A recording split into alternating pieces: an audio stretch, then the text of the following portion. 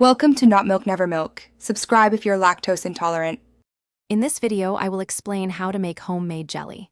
First, choose your fruit carefully, ensuring it's ripe and flavorful. Next, prepare your equipment, including a large, non-reactive pot and sterilized canning jars.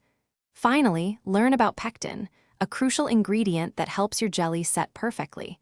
We'll cover everything you need to know to create delicious, homemade jelly from scratch. Once your fruit is ready, wash it thoroughly and remove any stems or bruised spots. Then, gently crush the fruit and simmer it to extract the juice, straining it through a jelly bag for clarity. Next, measure your fruit juice precisely and combine it with the correct amount of pectin. A small portion of sugar is often mixed with pectin to prevent clumping. This step ensures a smooth, consistent jelly. Now, it's time to cook your jelly. Bring the fruit juice, pectin, and sugar mixture to a rapid, rolling boil that cannot be stirred down. Continue cooking quickly until the jelly reaches its setting point, which you can test with a cold spoon or thermometer. Carefully ladle the hot jelly into your sterilized canning jars, making sure to leave exactly 1/4 inch of headspace at the top.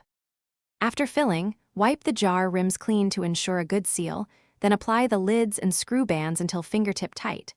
Process the jars in a boiling water bath for 10 minutes to create a vacuum seal and ensure shelf stability. Once cooled, check for a proper seal. The lid should be concave. Store your delicious homemade jelly in a cool, dark place. Remember to check the description for the Darn Tough Socks link and other great deals. Thanks for watching. If this was helpful, leave a like and consider subscribing. See you next time.